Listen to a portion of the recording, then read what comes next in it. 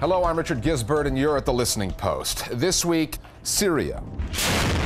We look at the power struggle through two sets of lenses: the cameras of state-owned television and the prying eyes of activists and their phone cameras. Plus, the cartoonist the authorities in Damascus tried to cripple. He's gone back to the drawing board. Journalism in Somalia is a dangerous game, deadlier still if you report for the Shabelle radio network. And child's play. A new political ad creating a buzz in Mexico. It's our web video of the week. At the outset of the Arab Spring, few news organizations could resist the allure of what looked like a promising new partnership with social media. Activists would capture the story, journalists would make it known. However, the coverage of Syria has laid bare the shortcomings of that blueprint. It's been more than a year now since the uprising began, and both sides have developed expertise in tailoring and, in many cases, manipulating raw news material. So authenticity is a big and recurring issue. And with a humanitarian crisis now looming in Syria, that aspect of the story is often drowned out by the cries of battle, the sounds and imagery associated with the fighting. Our starting point this week is Damascus, where among the conflicts being played out is a fight to the death between a new model army of social media activists and the more conventionally armed media machine of the Assad government.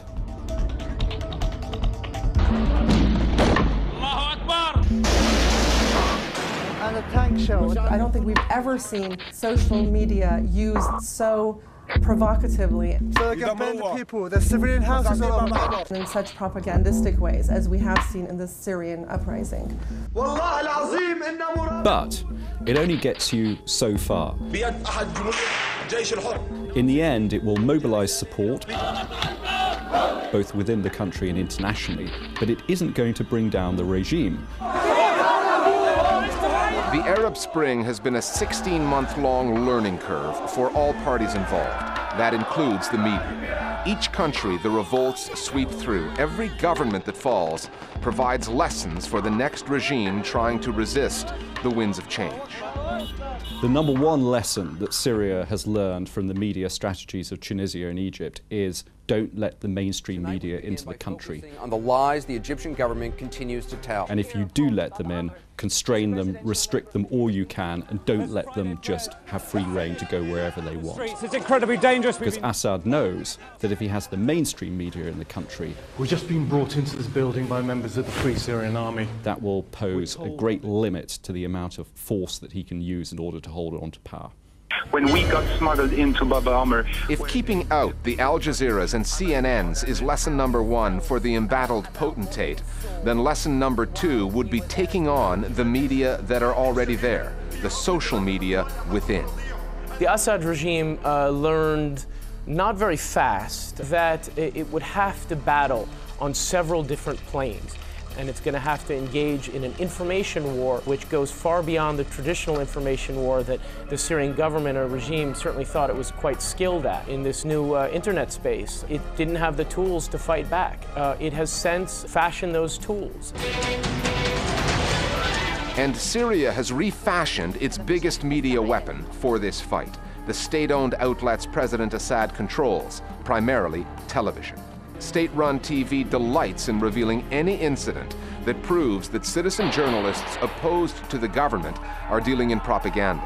One such incident was recently documented in a report by Britain's Channel 4 News. It was, dare I say, a slightly amusing scene to witness. What we saw is a video journalist, an activist called Omar Talawi, in a completely premeditated, pre-planned venture to stage some special effects, let's say. The smoking tar that they set fire to in the alleyway down below the rooftop on which he was talking. It created an effect of war zone, which is exactly what he wanted to communicate.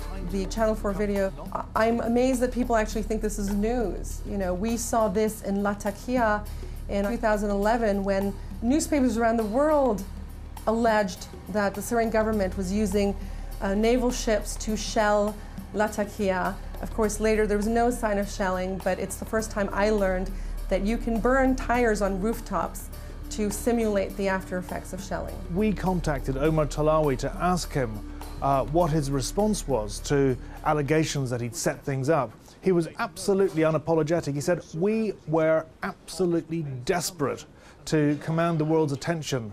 We did what we had to do, and this is one of the weapons in their armory." On the Assad government's list of media enemies, few rank higher than Arabic-language satellite news channels. This segment aired on Syrian state-run TV. It shows a consignment of weapons. The Syrian state calls them terrorist arms, and inside the box is a selection of news channels. The Qatar-based Al Jazeera, Saudi Arabia's Al Arabiya, BBC Arabic, France 24's Arabic language channel, and Dubai-based Orient TV. Syrian state-run television has also taken issue with an hour-long documentary from inside Homs by CNN's Arwa Damon. The Syrian channel accused CNN, when it filmed a pipeline explosion, of collaborating with saboteurs. On the horizon, thick smoke billows from a sabotage gas pipeline. They have been accused of positioning their camera, having been alerted to the fact that something may happen. So they had their camera set up, and in fact a pipeline was exploded. And they were delighted. It was a scoop from their perspective. From my perspective, it was CNN and Arwa Damon being complicit in an act of terrorism. CNN issued a statement standing behind its coverage, saying it was a pity Syrian citizens did not get to see it in full. The Assad government now appears fully engaged in hand-to-hand, computer-to-computer online combat. It has lured its victims into traps by sending out mailings that, if opened by recipients and acted upon, expose the enemies of the state. And according to the US-based Electronic Frontier Foundation, a credible organization, pro-government hackers have been covertly installing spying software on activists' computers, giving the Assad government access to the data on those infected devices. The lesson for online anti-government activists? If you live by the electronic sword, prepare to die that way. Social media has a huge downside if you're running an opposition against a repressive regime, and that is that it's inherently easy to penetrate. The whole point about social media is that it's meant to be easy to use and easy to access.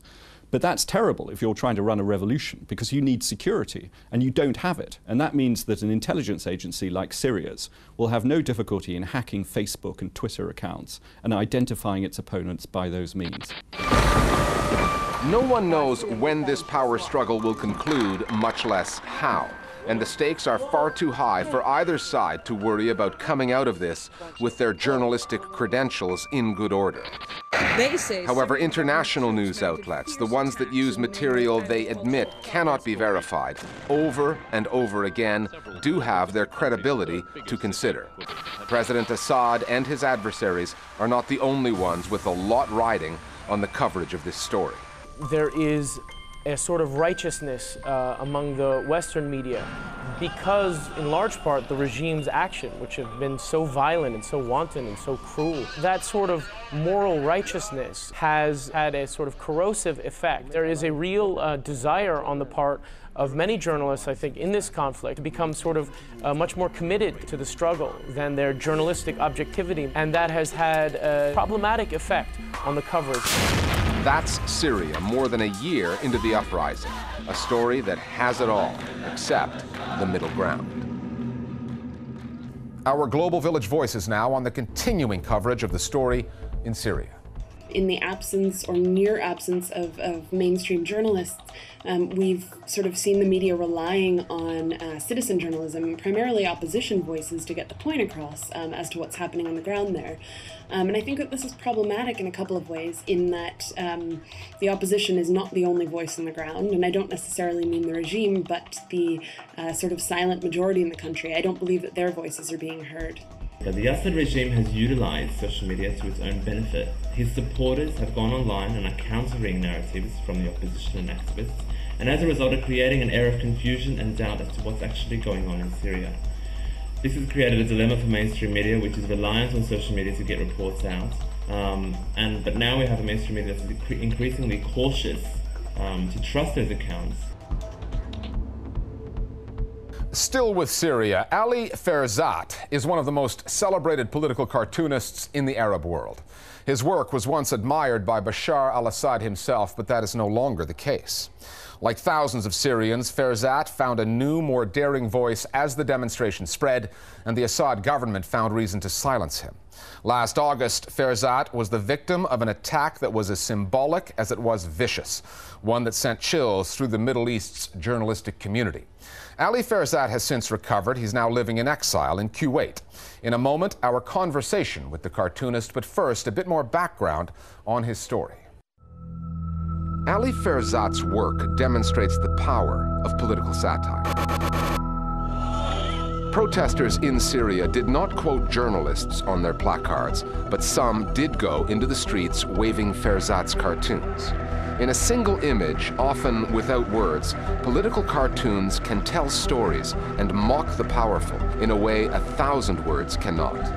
Like others working in the Syrian media, Ferzat towed the line for many years, until 2011, when he started to put a new face into his drawings: Bashar al-Assad's. Dozens of Syrians have paid heavily for taking part in the demonstrations. Last July, the body of Ibrahim Kashush, a young poet who sung anti-Assad songs to crowds in Hama, was found in a river. His vocal cords had been ripped out. 1 month later, Ali Ferzat was the victim of an attack which left both of his hands shattered. His pen had been stilled, his voice muted. But he survived, fled to Kuwait for treatment, and is working again. We spoke in London. Ali Ferzat, thank you for joining us here at the Listening Post. Your hands, how are they? Thank God they're better now. Nearly completely healed and I can draw again. During the attack, when they were beating me, they said, "We're going to break your hands so that you can't draw again and dishonor your masters." What did you tell them? I didn't say anything. Nothing you say to these people has any effect on them whatsoever. What shocked me the most was that I was being beaten in public, in one of the most important squares in Damascus, and there was no one to help me. After the attack, it was announced on state TV that the Interior Ministry would conduct an investigation into the attack on the artist Ali Ferzat. No one contacted me. I guess I'm not an important part of the investigation. Obviously, you're interested in politics. I'm wondering why you didn't become a journalist, why you took the cartoonist route. Is that because you were an artist, or was there something about cartooning that appealed to you? I didn't choose to become a cartoonist. It's not an institution or a course that you can enroll into. I was born an artist, a critic, and even as a child I used to write cynical stories. It just so happens that my medium is art. The real motivation, the real message is my cynicism. Your cartoons were seen on the streets of Syria during those demonstrations. I'm wondering how that made you feel. Were you flattered, or did you realize then that you were moving into some dangerous territory? Of course, I was proud and delighted to see my cartoons raised up in the streets amongst the protesters. There is a strong relationship between my art and the Syrian street, and the connection became stronger when I broke the barrier of fear. And is there something about cartooning that perhaps puts the artist in an even more dangerous position than perhaps a journalist, no matter how opinionated he is, because of the art form and the way it influences people? When there's an artistic or intellectual work that carries humanitarian value, it undoubtedly puts you at risk. The artist is using his freedom to convey his thoughts to others. That's a big risk. I want to take a look at a few of your cartoons now and tell us what we're looking at and what you're trying to convey. The caption on this train says, "Reform." And you can see President Bashar al-Assad painting rails on the ground instead of actually constructing solid steel rails to enable the train, to enable reform to ride smoothly. In Syria, there's a lot of talk of reform, but in this cartoon, I'm criticizing all that talk because it's not followed by action. It's a lot of hot air. Let's take a look at another one here. In this cartoon, you can see Gaddafi as I imagined him, much before he died as he did. I imagined him leaving Libya in a jeep, and there were other presidents waiting to hitch a ride, like our own president, Bashar al-Assad. Through this cartoon, I wanted to show that Syria is a democratic country, where cartoonists can criticize their president and politicians, just like the cartoonists in Europe and America do. Let's take a look at another one now. All right, so who are we looking at here? This cartoon shows a process of balance. When you kill someone, your victim is not the only casualty. There is an impact on you as well. And the person who's having the gun pointed at him, that looks a little bit like you. Yes, maybe that's possible. I'm an artist, but I'm also with those on the street. My features meld with their features. I was surprised to hear that for some time, President Assad actually liked your work. He thought you were funny. What changed? You'll have to ask him, not me.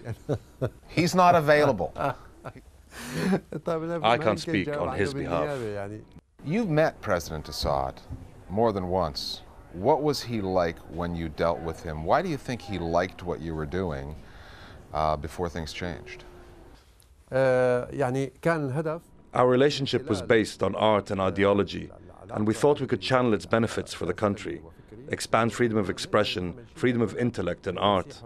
With his encouragement, I started the Domari, a newspaper featuring cartoons and critical analysis. But a few months after the paper started, things changed and the doors of hell opened for me. I was not protected by any sort of press law, and the paper was shut down. Freedom of expression and the hopes for reform were just ideas, not reality. There was no real press law. I don't know why things changed. We were in spring and suddenly entered winter. Do you think you will end up back in Syria when all of this is over? Of course, maybe even before it's over. Well, you're now living in Kuwait City, and my final question for you is, you're still drawing cartoons about the Syrian situation, but have you done any cartoons that depict the Kuwaiti royal family, and do you plan to? Well, I'm not a Kuwaiti national. I'm a Syrian national, so it's a different situation. This is probably a question for a Kuwaiti cartoonist. Ali Farzad, thanks for talking to us. You're welcome. Shukran. Time now for Listening Post News Bites. The British news channel Sky is the latest branch of Rupert Murdoch's media empire to be linked to the hacking scandal. Sky News has admitted that its editor, Simon Cole, authorized a journalist to hack into emails between members of the public on 2 separate occasions. In one of those cases, Sky News' Northern England correspondent, Gerard Tubb, hacked into the email account of John Darwin, known as the Canoe Man, and his wife. The couple was found guilty of faking Darwin's death in a canoeing accident in order to collect a big life insurance payout. After their trial, Tubb produced stories for Sky based on the hacked emails. Sky News has argued the hacking was justified and in the public interest, despite it being illegal under Britain's Computer Misuse Act. The head of Sky News, John Riley, said, "We are acutely aware of the tensions that can arise between the law and responsible investigative journalism. We do not take such decisions lightly. They require finely balanced judgment based on individual circumstances." 2, 4, 6, 8! Don't let Murdoch dominate! The hacking admissions come at a sensitive time, though, with BSkyB, the parent company of Sky News, under investigation in Britain in order to determine whether the Murdoch-owned company is fit to hold a broadcasting license. 2012 is not yet 4 months old, and there has been yet another Somali journalist murdered, the 4th of the year. Mahad Salad Adan was gunned down near his home in Beledweyne, the capital of the Hiran region of central Somalia. Adan used to run a regional radio station, The Voice of Hiran, before working as a correspondent for Somalia's largest independent broadcaster, the Shabelle Media Network. According to the Committee to Protect Journalists, Adan is the 6th Radio Shabelle journalist killed in the last 5 years. The authorities are saying the shooting was carried out by a member of the Islamist militant group Al-Shabaab, who was in turn shot dead by a soldier. Adan had been reporting on the ongoing conflict between Al-Shabaab and the Somali government.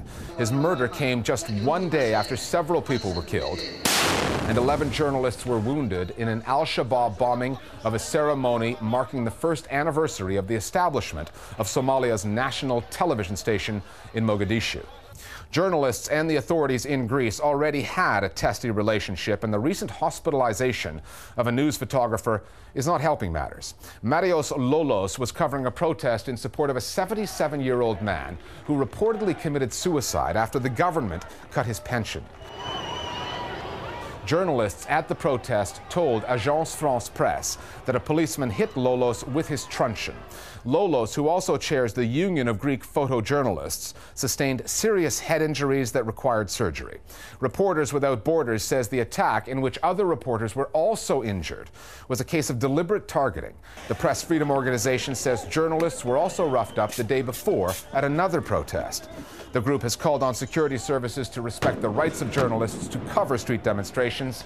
Greece's Citizens Protection Minister Michalis Chrysochoidis condemned the incident and said that both judicial and internal police investigations have been launched.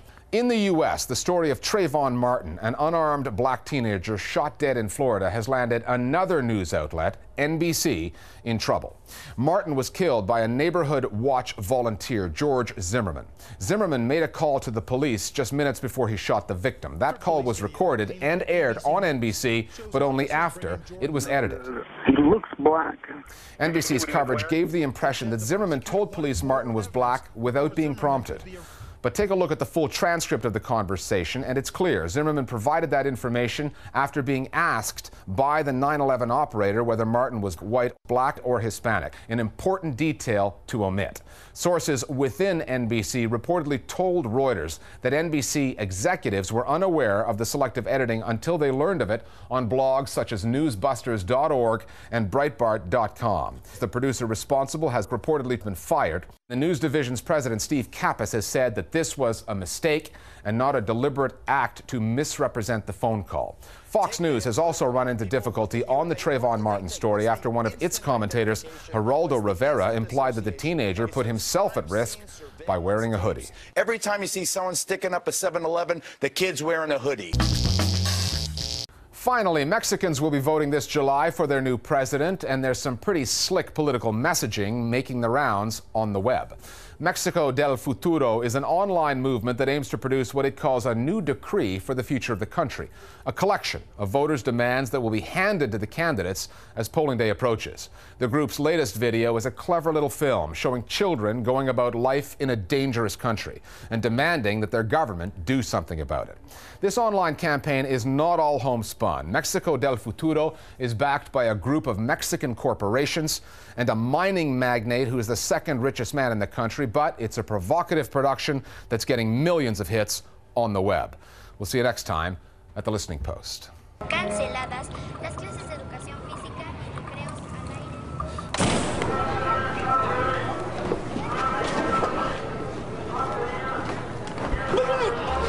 No tengo nada, por favor.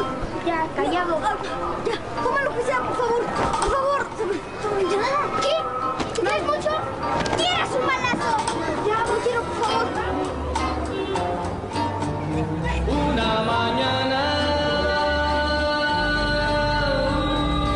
mañana linda, como una flor, tu corazón al sol le mostrarás. Mi corazón como una flor a ti se entregará de este amor. Y cuando sale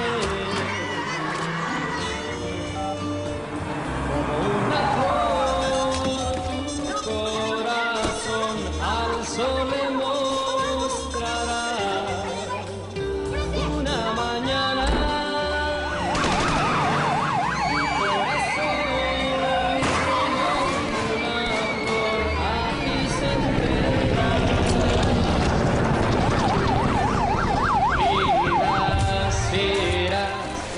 Si este es el futuro que me espera, no lo quiero. Basta de arreglar el país por encimita. Se acabó el tiempo. México ya tocó fondo. Solo van a ir por la silla o van a cambiar el futuro de nuestro país.